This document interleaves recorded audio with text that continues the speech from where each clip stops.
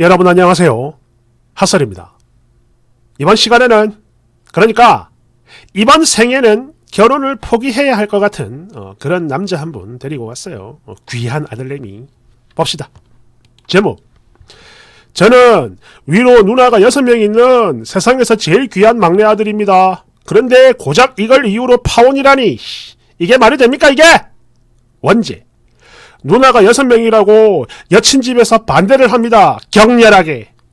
여러분 안녕하세요. 저는 33살 평범한 직장인 남자입니다. 다름이 아니고 제가 2년 동안 사귄 여친과 슬슬 결혼이 하고 싶어가지고 그 일을 진행 중에 있었는데요. 여친네 부모님이 너무나 격렬하게 반대를 하셔서 말이죠. 이게요 그냥 반대가 아니라 저랑 여친을 같이 죽여버릴 그럴 기세로 반대를 합니다. 그리고 여친은 저를 많이 사랑하긴 하지만 자기 부모님의 그 엄청난 반대를 뚫을 자신이 없다며 굉장히 소극적이고 아니 눈치를 보니까 이별을 말하는 중인데요. 나 있잖아 자신이 없어 그냥 포기해야 될 것 같아 등등등. 이러다가 정말 사람 미쳐버릴 것 같습니다. 그러니까 여러분들이 보시고 앞으로 제가 뭘 어찌해야 이 엄청난 반대를 뚫을 수 있는지 말씀 좀 해주세요. 일단 당신들이 반대를 하는 이유는 딱 하나입니다. 제가 제목에도 썼지만 저한테는 누나가 6명 있는데요. 바로 이게 문제죠. 다른 건 없어요. 오직 이거 하나, 이것 때문에 반대를 하는 겁니다. 그러니까 잠시 저희 집안 설명을 좀 드리자면 일단 쌍둥이 누나, 그리고 35, 38, 40, 44, 끝으로 45살 큰 누나가 있는데 저의 경우 엄마 나이 40대 중반에 아들 하나 낳으려고 엄청나게 큰 무리를 해서 낳은 그런 아들입니다. 일단 저희 엄마 말에 의하면 당시 굉장한 노산에다가 이게 또 하필이면 쌍둥이다 보니까 출산하던 그날 엄청 위험한 그런 상황이 몇 번 있었다고 해요. 저도 정확히는 모릅니다. 그냥 그런 위험했다 뭐 이렇게만 알고 있어요. 그리고 또 하나 솔직히 말씀드리자면 지금 여친 말고 전 여친과도 결혼 얘기가 나왔었는데요. 3년 전에. 얘네 집에서 역시나 같은 이유로 결사반대. 그래서 제가 무릎까지 꿇고 울면서 붙잡았는데 그래도 안 되더라고요. 결국엔 떠나가 버렸습니다. 그랬는데 지금 와가지고 또 같은 일이 벌어지니까 사람이 미치는 거지. 특히 이번엔 그때보다 훨씬 더 격렬히 반대를 해요. 아니 결혼을 떠나서 당장 헤어지지 않으면 부모 자식 간의 연을 완전히 끊어버리겠다. 제가 보고 있는 앞에서 이런 소리를 했어요. 꺼지라고. 진짜 미치겠는데 저요 꼭 허락받고 싶습니다. 이번에도 놓치면 앞으로 남은 인생 제정신으로 살아갈 자신이 없어요.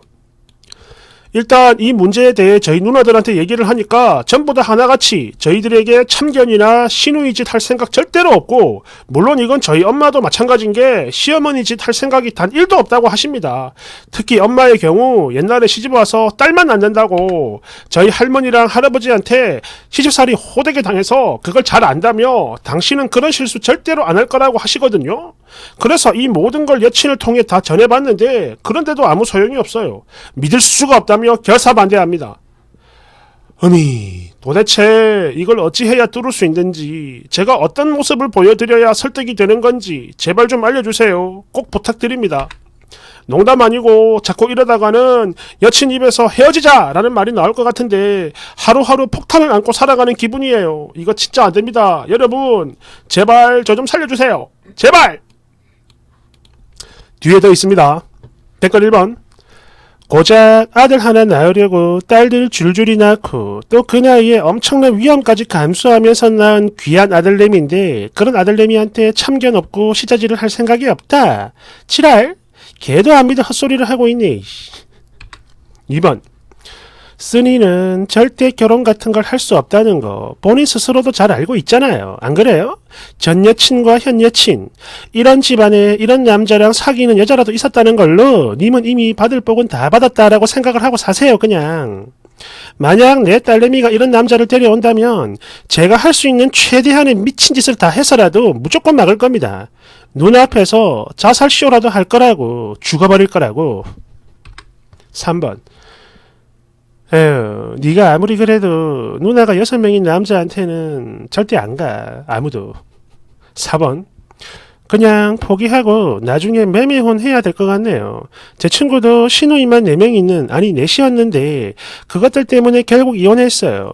당시 시짜질 어마어마했었고 시모도 마찬가지야. 맨날 우리 아들 이러면서 지랄똥 싸다가 친구가 아들을 낳으니까 더 미쳐가지고 그 손주를 지 아들이라며 난리를 쳤다고 해요.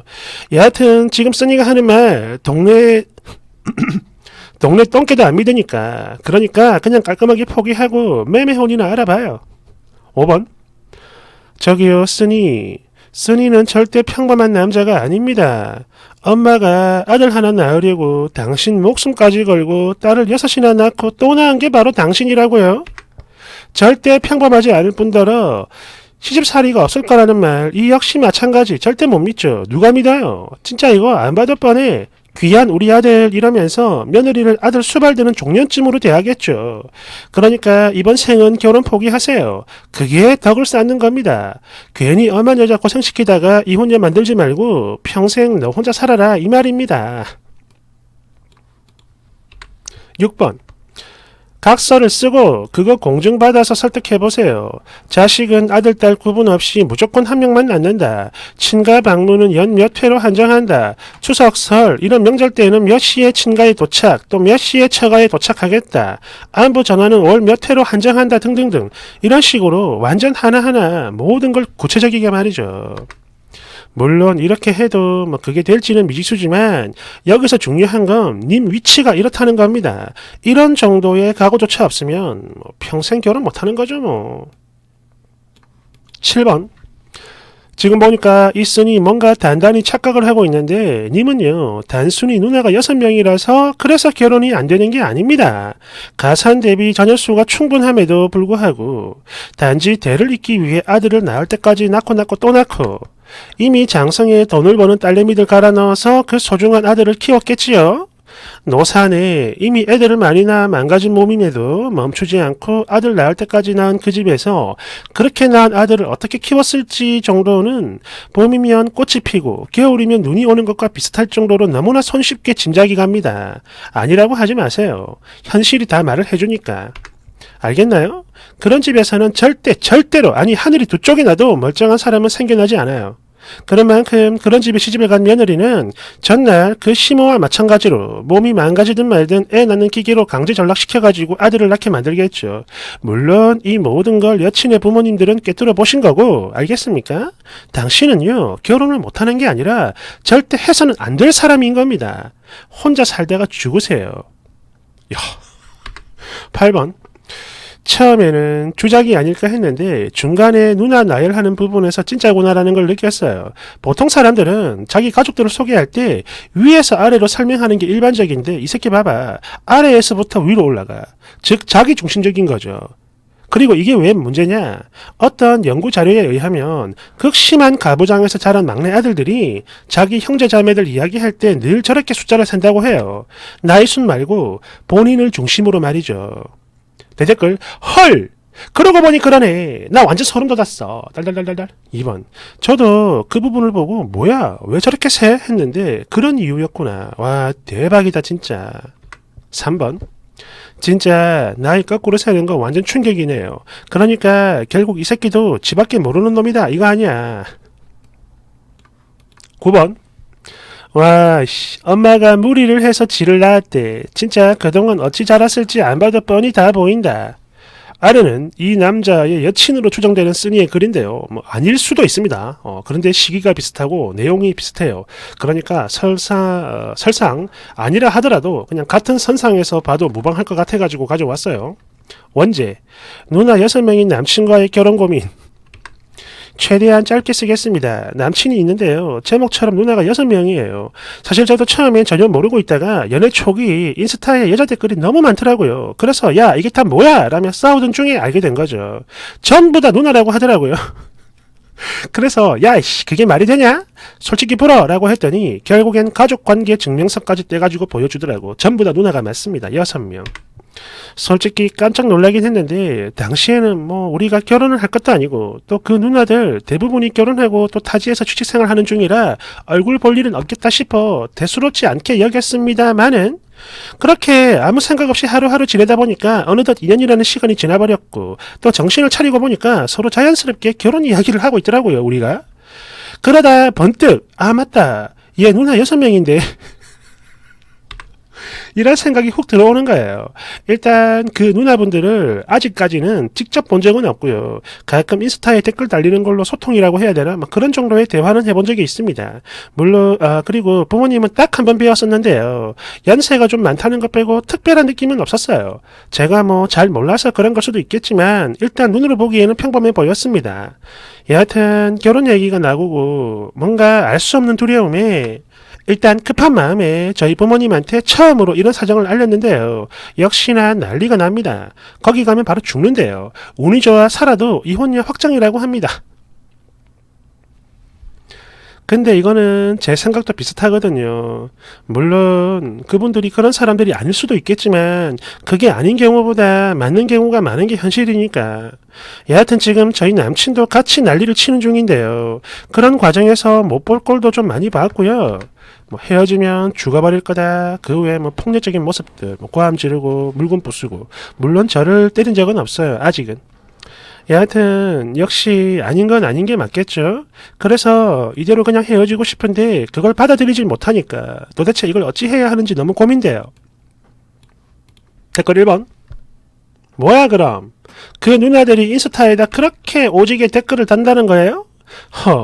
남동생 사생활에 그래도 관심이 많은 걸 보니까 결혼 후에 어느 정도로 간섭을 할지 뻔히 보입니다. 참고로 저희 집은요, 딸 아들이 늦둥이인데 지들 남동생 인스타도 모르고 알고 싶지도 않대요. 2번. 제 주변에 누나가 5명 있는 오빠가 하나 있는데요. 지금 그 오빠 나이가 42살인데 철이 단 1도 없어요. 결혼 못했고요. 아예 선자리도 안 들어옵니다. 누나가 많아서. 여하튼 지인으로 두고 봐도 속이 뒤집히는 놈인데 결혼이라. 헐, 님도 그냥 잠수를 타든 해서 얼른 도망가요. 3번. 비록 누나 6명은 아니지만 7남매 중 막내를 제가 만나본 적이 있습니다. 학교에선 하늘 같은 선배였고 정말 점잖고 진중한 그런 사람이었는데요. 이게 오래 사귀고 그러면서 인간집을 드나들게 되면서 그때 본성을 봤어요. 집에 가면 마치 지가 뭐 대단한 사람이라도 되는 양 완전 왕처럼 굴고 대접받는 걸 너무나 당연하게 여기더라고요. 특히 제가 놀러 가잖아요. 그러면 누나들이 갑자기 나타나거나 어머님이 미리 전화를 해서 아이고 너희들 막내 여친 온다 이렇게 귀띔을 하면 다들 한 번에 주르륵 연락해가지고 슬금슬금 끼어 들어와요.